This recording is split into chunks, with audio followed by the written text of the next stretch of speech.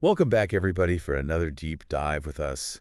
Today, we're going to be looking at a question that I've seen popping up everywhere online lately. Yeah. Was the world better before social media? Hmm. And our source material this time is this super interesting Reddit thread I found, Oh, where cool. people are really getting into like the pros and the cons. Yeah, it's such a fascinating question because it really gets you thinking about, all these trade-offs. Like, it's not just about the technology itself, it's about like human connection Yeah, and like how we process information, even our own sense of self. totally. I feel like everybody has an opinion on this. For sure. To get us started, one person shared this experience that I think will resonate with a lot of you. Okay. They had just deleted Instagram and TikTok, and they were out to dinner with a friend. Uh-huh.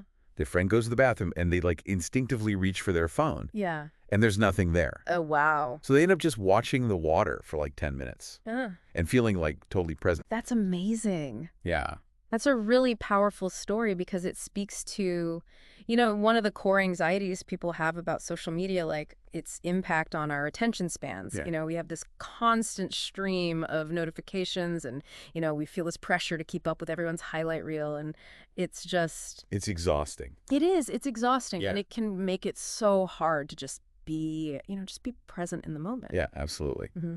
And in the thread, a lot of people were talking about this feeling of just being bombarded by negativity.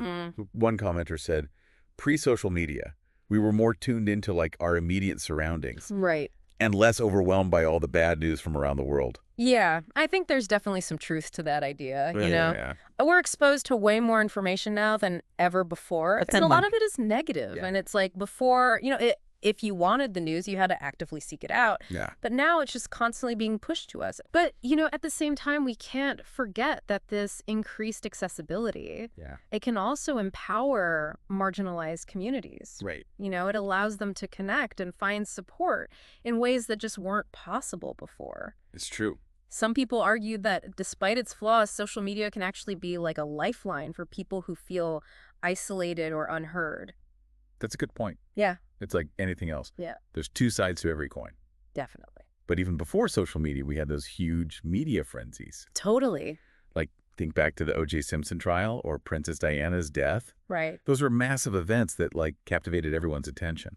Absolutely. And that's crucial to remember. Sensationalism and negativity in the media are nothing new. Yeah. Social media just amplifies them To a whole other level. on a scale we've never seen before. Uh-huh. And what makes it even more complicated is the role of algorithms. Right. Yeah. Somebody in the thread was like blaming algorithms for rewarding outrage and like bringing out the worst in people. Yeah, I see that. Can you break down like how that actually works for those of us who aren't like tech wizards? Sure. So basically, an algorithm's job is to keep you scrolling right, Yeah. to keep you engaged. Hmm. And one of the best ways to do that is by showing you content that triggers really strong emotional responses. Yeah. And, unfortunately, outrage is a very, very powerful emotion. It is. So the more we engage with outrageous content, Yeah. the more the algorithm learns to feed it to us. That's like a vicious cycle. Exactly. Have you ever noticed how after you click on like a really controversial post, Mm-hmm. suddenly your whole feed is just filled with like similar or even more extreme stuff? Yes. That's the algorithm at work. Wow. It's kind of scary when you think about it. It is. Yeah, it's like someone else in the thread said social media is like cocaine. Oh, yeah. I saw that. Bad for you, but it feels good. Right. Which is terrifying. It is a bit terrifying. And I Yeah. think that analogy really highlights the addictive nature of social media because both social media and cocaine, they both tap into the same reward pathways in our brains. Oh, wow. And they give us these little dopamine hits every time we get a like or a comment or see something shocking. Makes sense. And just like with any other addictive substance, it can be so hard to break free from that cycle. Yeah, for sure. And that kind of brings us to one of the biggest concerns people have about social media, What's that? the impact on young people. Right. There was a comment that really stuck with me. Someone said, kids these days are getting totally screwed up by social media. Mm-hmm. What are your thoughts on that? Well, it's interesting because every generation seems to think that the next one is doomed. Yeah, that's true. Like, think about the panic around rock and roll. Right. People thought it would, like, corrupt an entire generation. Totally. But, I mean, the concerns about social media's impact on, developing brains, Yeah. those are valid. Oh, absolutely. This is a generation that's growing up with like constant connectivity Right. and these curated online personas and the pressure to be on all the time. Yeah, it's a lot to navigate. It really is. And we're only just starting to understand the long-term consequences. Exactly. Someone in the thread actually suggested that maybe the internet should have just stopped at AOL Really? back when things were slower and less accessible. Huh. That's so interesting because it gets at, the speed of information now. Yeah. And all the potential downsides that come with that. Yeah. Like, it's hard to process everything that's coming at us all the time. Yeah. And it can lead to so much anxiety and misinformation and this feeling of overwhelm. For sure. It's almost like we opened Pandora's box. Totally. We can't go back to a world without social media, but we're still trying to figure out how to live with it. It's true. So then, what happens when you combine that speed with the algorithm's tendency to reward outrage? Right. One commenter was wondering, what would society even look like if social media just disappeared tomorrow? That's the million-dollar question, isn't it? Yeah. I mean, it's tempting to think that, we'd see a decrease in anxiety and depression and a return to those, more meaningful face-to-face interactions. And maybe even a resurgence of slower, more deliberate forms of communication. Right. But, wouldn't we also lose some of the positive aspects we've been talking about? Like what? The ability for marginalized communities to connect and for businesses to reach new audiences and Right. and for people to, share their creativity and their ideas with the world. That's true. It's not as simple as just hitting a delete button on social media, Yeah, it really does feel like a complicated issue with no easy answers. It is. What I'm hearing from you is we need to be more thoughtful about how we use these platforms. Exactly. Both individually and as a society. Yes. It starts with recognizing the problem, and being willing to ask those tough questions. How can we redesign algorithms to prioritize quality content over outrage? Right. How can we educate young people about the psychology of social media and empower them to use it in healthy ways? That's huge. Because, for all the negativity, Yeah. we can't ignore the fact that social media has also been a force for good. It's true. Think about all the movements that have gained momentum online, like #MeToo, Yeah. which has led to real-world consequences for people in power. That's a great point. Yeah, It's true. Social media can give a voice to people who have been silenced for far too long. exactly. So it's not all doom and gloom, right? Right, it's a tool. Yeah. And any tool, it can be used for good or bad. I like that. It all comes down to how we choose to wield it. So true. A lot of people on the thread were talking about this sense of nostalgia Yeah. for a time before social media. They talked about simpler times. Right. And more face-to-face interactions, less pressure to present this perfect online persona. Do you ever feel that way? Honestly, I think that nostalgia is totally understandable. Yeah. There's definitely something alluring about a time when, life felt less curated. Less performative. Less performative. Exactly. Yeah. But, it's important to remember that we're often looking at the past through rose-colored glasses. Right. Life before social media wasn't a utopia.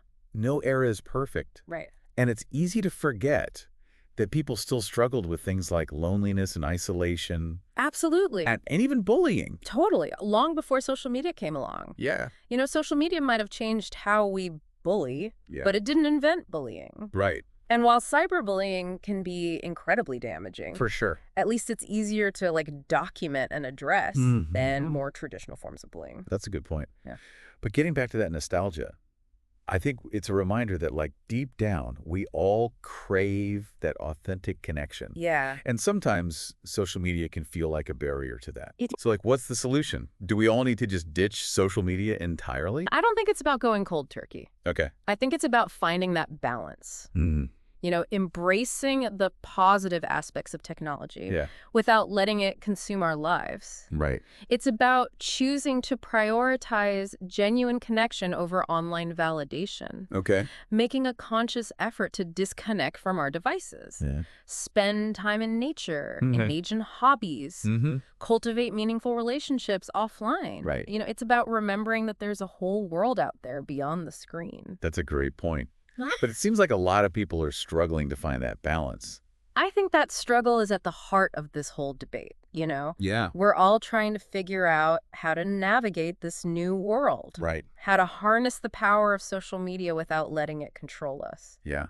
It's almost like we're all part of this giant social experiment, It is. and we're still making up the rules as we go along. Yeah, and the stakes are incredibly high. Yeah, that's true. Because the future of our society, our democracy, even our mental health, Wow. it may depend on how we answer these questions. Yeah. It can feel a bit overwhelming, to be honest. It really can. Yeah.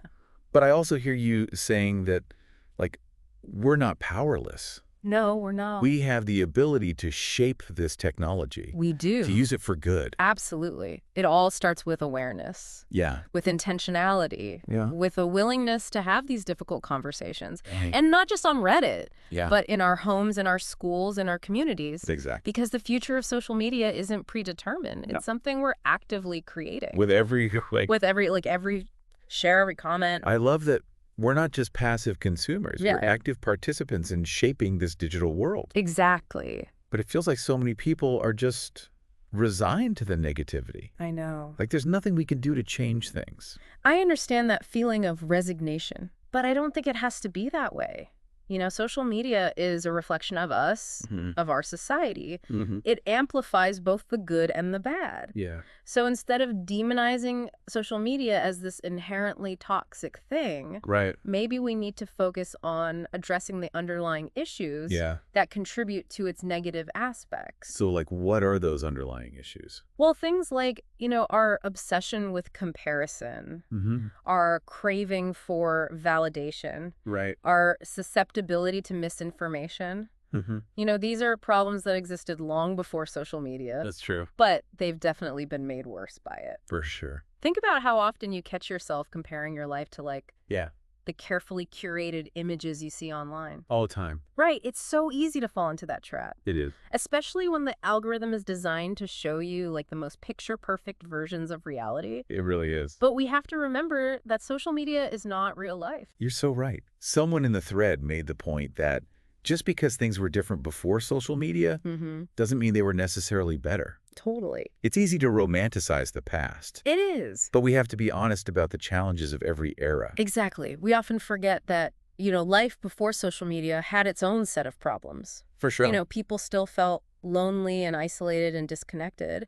And let's not forget about good old-fashioned bullying. Right. That wasn't exactly a walk in the park either. No, it wasn't. It's a mixed bag, you know, as with most things in life. Yeah. And that's why it's so important to keep having these conversations, to explore the nuances, to find ways to use social media in a way that benefits us, Yeah. both individually and as a society.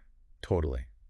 One comment that really stuck with me was this idea that social media is like a mirror. Oh, yeah. Like it reflects back to us the best and worst aspects of humanity. I love that analogy because ultimately it's not about the technology itself. It's about how we choose to use it. Right. You know, we have the power to decide what we want to see reflected back at us. So where do we go from here? Like what can we do to make social media a more positive force in the world? Well, I think it starts with awareness, with intentionality, with asking ourselves tough questions like, why am I using social media? Right. What kind of impact is it having on my mental health, on my relationships, on my worldview? Yeah. And most importantly, what steps can I take to use it in a way that aligns with my values? That's a great point. You know, it's not about giving up social media entirely. It's about being more conscious of how we're engaging with it. Okay. Think about it this way. What would happen if you unfollowed accounts that make you feel bad about yourself? Yeah. And instead followed ones that inspire you, that educate you, that make you laugh. Right. It's about curating your own digital space to Yeah. reflect the kind of world you want to see. So it's about being intentional, Right.